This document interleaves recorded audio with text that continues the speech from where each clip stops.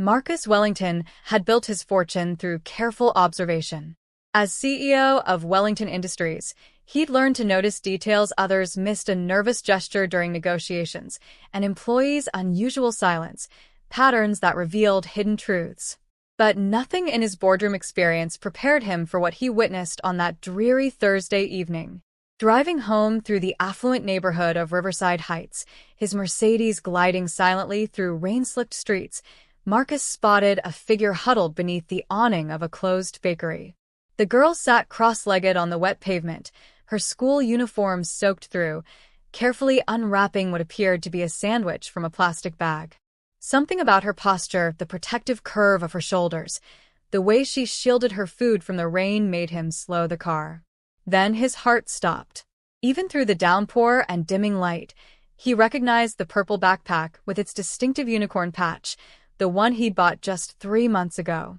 It was Amara, his 15-year-old adopted daughter, eating alone in the rain while their home with its heated floors, gourmet kitchen, and dining room that seated 12 waited less than 2 miles away.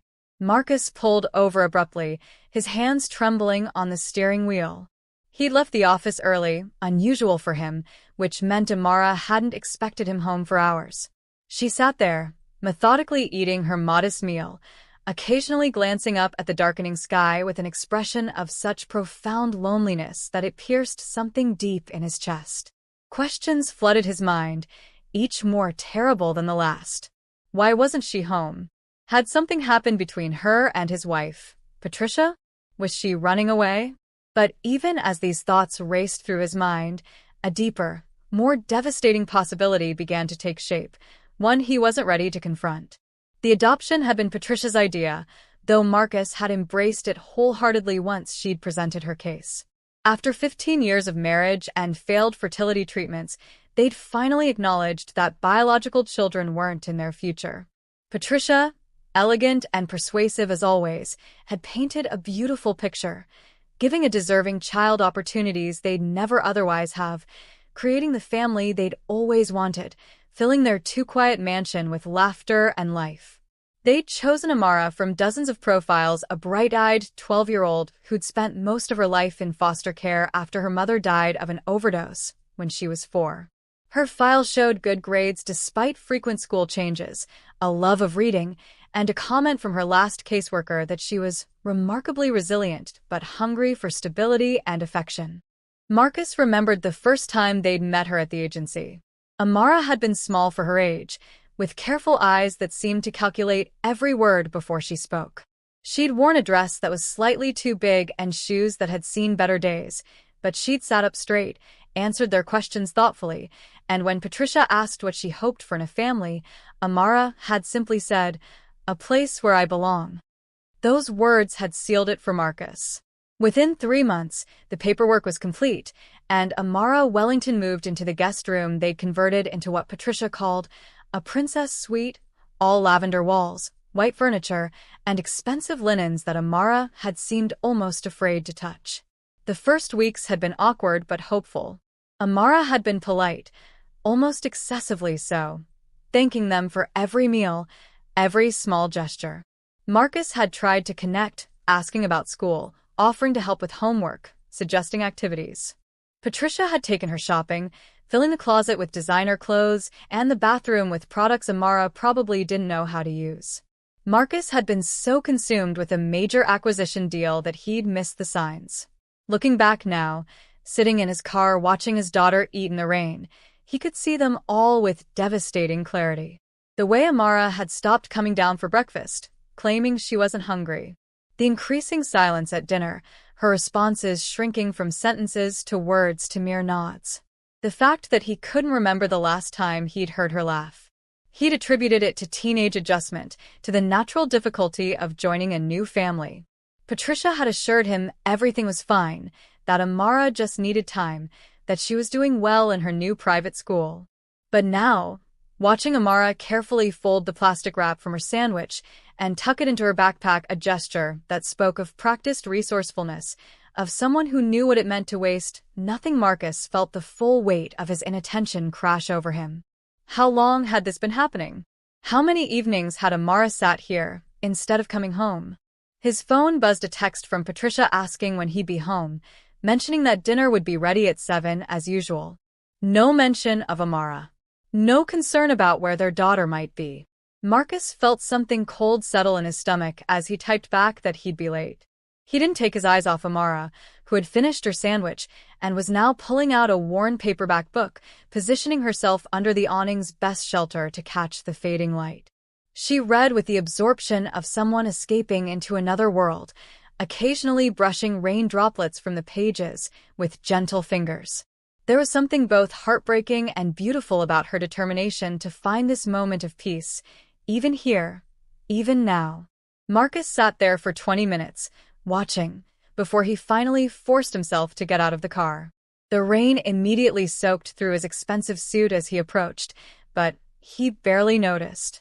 Amara didn't hear him coming over the sound of the rain until he was nearly beside her. When she looked up and saw him, the expression that flashed across her face told him everything he needed to know. It wasn't surprise or relief or even embarrassment. It was fear. Pure, unmistakable fear. And then, just as quickly, it was replaced by a carefully neutral mask. "Dad," she said, her voice steady despite the rain now dripping from both of them. "You're home early." That single word, "Dad," should have filled him with joy. Instead, it broke his heart because he could hear how hard she worked to make it sound natural, to perform the role of daughter for him. "Amara," he said, and his voice cracked despite his best efforts. "Sweetheart, what are you doing here? Why aren't you home?" She looked away, carefully marking her place in the book before closing it. "I lost track of time. I was studying." The lie hung between them, obvious and painful. Marcus lowered himself to sit beside her on the wet pavement, ignoring the shock of cold water seeping through his pants. "Please," he said quietly, "please tell me the truth." For a long moment, she said nothing. Then, so softly, he almost couldn't hear it over the rain, she said, "I didn't want to be in the way." Those 7 words devastated him more thoroughly than any business loss, any failure he'd ever experienced. "In the way?" he repeated. "Amara, you're our daughter. How could you possibly be in the way?" She finally looked at him, and in her eyes, he saw years of learned survival, of making herself small and unobtrusive. Amara's silence stretched between them like a chasm Marcus didn't know how to cross. He wanted to pull her into his arms, to promise everything would be okay, but something in her posture, the careful distance she maintained, the way she held herself as if preparing to flee, stopped him. Finally, she spoke, her words measured and careful. "Patricia told me that families like yours need space. That successful people need their homes to be peaceful and organized. She said I should make myself scarce after school, give you both time to decompress from your important work." Marcus felt his blood run cold. "When did she tell you this?"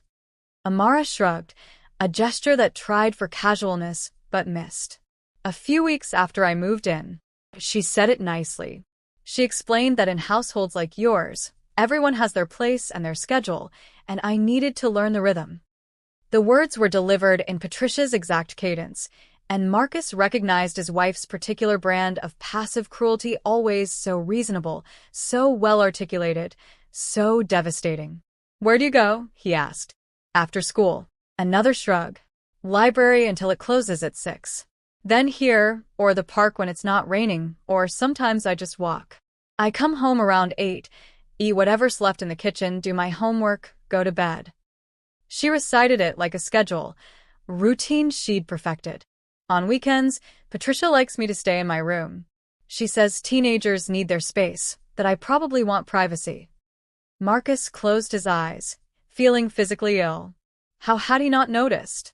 How had he been so consumed with work, so trusting of Patricia's assurances that everything was fine, that he'd missed his daughter's systematic exclusion from her own home? Marcus insisted on driving Amara home, and the silence in the car was heavy with unspoken truths. When they arrived at the mansion, that's what it felt like now. Not a home, but a showcase. Patricia was in the formal living room, a glass of wine in hand, flipping through an interior design magazine. She looked up as they entered, her expression flickering with something Marcus had never quite identified before but now recognized as annoyance. "You're both soaked," she said, her tone carrying mild disapproval. "You'll ruin the hardwood." Not concerned for their well-being, not questions about why they were together or wet or late. Just worry about the floors. "Patricia, we need to talk," Marcus said, his voice harder than he'd ever used with his wife. Something in his tone made her set down the magazine and study him more carefully. "Amara, honey, go change," she said sweetly, but Marcus shook his head. "No." "Amara stays." He turned to his daughter, who stood dripping in the foyer, looking like she wanted to disappear into the walls. "Amara, I want you to tell Patricia what you told me. About where you go after school." The fear returned to Amara's face, but when Marcus nodded encouragingly, she took a shaky breath. "I told him I usually stay out until 8 because you said families like this need space and quiet time." Patricia's face remained perfectly composed, but Marcus saw the calculation in her eyes. "Well, I did suggest that Amara might be more comfortable with some independence, given her age. Teenagers need freedom, Marcus. Surely you understand that." The gaslighting was masterful, reframing exile as autonomy. "She eats dinner alone in the rain, Patricia," Marcus said, his voice deadly quiet. "She spends hours in the library because she doesn't feel welcome in her own home." Patricia stood, her posture defensive now that her carefully constructed narrative was crumbling. "I think you're overreacting, Marcus. Amara, surely you don't feel unwelcome? We've given you everything: a beautiful room, new clothes, the best school." The question was posed to Amara, but it was really directed at Marcus, an attempt to make him the unreasonable one, to paint herself as the generous benefactor.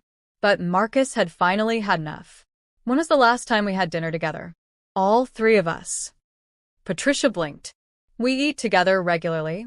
"We haven't had a single family meal since the second week Amara moved in," Marcus interrupted. "I check my calendar. Every time I suggested it, you had a commitment or said Amara had homework or wasn't feeling well." He turned to his daughter. "Amara, has Patricia ever invited you to eat with us when I'm not here?" The shake of Amara's head was barely perceptible. "She leaves money on the counter. Tells me to order whatever I want." Patricia's mask finally cracked. "Marcus, you're embarrassing both of us. Can we discuss this privately?" But Marcus was done protecting his wife's image. "You told me the adoption was about creating a family, but you never wanted a daughter. You wanted a charity case you could parade for your friends, then tuck away when she became inconvenient." The accusation hung in the air, and Patricia's silence was confirmation enough. Amara made a small sound, and when Marcus looked at her, tears were streaming down her face, though she was trying desperately to hold them back. "I'm sorry," she whispered. "I tried to stay out of the way. I tried to be good." Marcus moved to Amara then, no longer caring about maintaining distance. He wrapped his arms around her, and after a moment of rigid surprise, she collapsed against him, her small frame shaking with sobs she'd clearly been holding back for months. "You have nothing to apologize for," he said fiercely. "Nothing. Do you hear me? This is not your fault." Over Amara's head, he looked at Patricia, seeing his wife clearly for perhaps the first time in their marriage. She wasn't a monster that would have been easier to understand. She was simply incapable of the kind of love a child needed, had never wanted to be capable of it. The adoption had been about her image, her desire to appear magnanimous and maternal to their social circle. The actual work of loving a traumatized child, of making space in her perfectly curated life for messy emotions and adolescent needs, had never been part of her plan. "I want you to leave," Marcus said quietly. Patricia's eyes widened. "Don't be ridiculous. You can't throw me out of my own home over a misunderstanding. It's not a misunderstanding. You systematically excluded a child from her own home. You made her feel so unwelcome that she'd rather eat in the rain than come inside. That's not a misunderstanding, Patricia. That's cruelty." Patricia's face hardened into something ugly. "Oh, please. You were never home anyway. Don't pretend you've been Father of the Year. This is as much your fault as mine." The words hit their target, and Marcus felt them land because they were true. He had been absent, had trusted Patricia to handle the emotional work while he focused on his career. His guilt was real and would be something he'd have to face. But that didn't excuse what Patricia had done. The following weeks were the hardest of Marcus's life. Patricia moved to their downtown condo while they began the divorce process. Her lawyer tried to frame the situation differently, to argue that Marcus was being manipulated by a troubled teenager, but the evidence was overwhelming. Text messages Patricia had sent to friends complaining about the burden of the adoption, the detailed records Marcus compiled of every evening Amara had been systematically excluded, the testimony of their household staff who confirmed they'd been instructed to minimize interaction with Amara. But the legal battle was secondary to the real work, rebuilding trust with his daughter. Marcus took a leave of absence from work, the first in his entire career. He cleared his schedule, canceled meetings, delegated responsibilities. For the first time since Amara had come to live with them, he was fully present. The transformation wasn't instant or magical. Amara had learned to protect herself, to expect rejection, and those lessons didn't disappear overnight. She flinched when he approached too quickly. She apologized constantly for taking up space, for asking for anything, for simply existing. Breaking through those defenses required patience Marcus didn't know he possessed. He started small. Breakfast together every morning, just the two of them. He'd make pancakes. They were terrible at first, and they'd talk about her day ahead, her classes, books she was reading. He'd ask questions and actually listen to the answers. He showed up at her school, met her teachers, learned about her friends. He discovered she loved art but had been too afraid to ask about supplies. He converted one of the mansion's unused rooms into a studio for her. 6 months after that rainy evening, Marcus sat in the same art studio, watching Amara work on a painting for her school exhibition. She'd grown in that time, not just physically, though she had, but in confidence, in the way she moved through their home like she finally believed it was hers. She laughed now, real laughter that filled the halls. She left her books on the coffee table and her shoes by the door. She raided the kitchen at midnight and played music too loud sometimes. She was, in other words, a normal teenager, and it was the most beautiful thing Marcus had ever witnessed. "What do you think?" she asked, stepping back from her canvas. It was a self-portrait, but not a realistic one. She'd painted herself with roots growing from her feet, branches extending from her arms, leaves unfurling toward light. "It's called Becoming," she explained. "Ms. Rodriguez said we should paint what transformation feels like." Marcus felt his throat tighten. "It's extraordinary, Amara. You're extraordinary." She smiled at him, the kind of open, trusting smile he'd once thought he'd never earn. "Thanks, Dad." The words still sounded like a miracle. The divorce was final now. Patricia had remarried quickly to someone from her social circle who wanted the same carefully curated life she did. She'd agreed to terminate her parental rights with barely a fight, which hurt Amara but also, in a strange way, provided clarity. Amara knew now where she stood, knew there was no reconciliation waiting in the wings. There was grief in that, but also freedom. Marcus had changed too. Wellington Industries now had a CEO who left at 5 o'clock, who worked from home Fridays, who never missed a school event. His board had been skeptical at first, but the company was thriving. Turned out that a balanced life made him sharper, more creative, more effective. But more than that, he'd learned what really mattered. One evening, as they finished dinner, a meal they'd cooked together, laughing over his still terrible cooking skills and her patient instructions, Amara said quietly, "I'm glad it rained that day." Marcus looked at her, puzzled. "The day you found me at the bakery," she clarified. "If it had been sunny, maybe I would have been somewhere else. Maybe you wouldn't have seen me. Maybe nothing would have changed." Marcus reached across the table and took her hand. "I would have found out eventually," he said. "But I'm glad it was that day too. Because it meant 3 fewer months of you suffering. 3 fewer months before I became the father you deserved." Amara squeezed his hand. "You're that father now." And in that moment, in their home filled with warmth and laughter and the beautiful mess of real family life, Marcus finally understood what love really meant, not the abstract concept he'd thought he understood when they'd signed the adoption papers, but the daily choice to show up, to listen, to make space, to cherish. He'd set out to give a child a home, never realizing that in doing so, she would teach him what it meant to finally have one himself.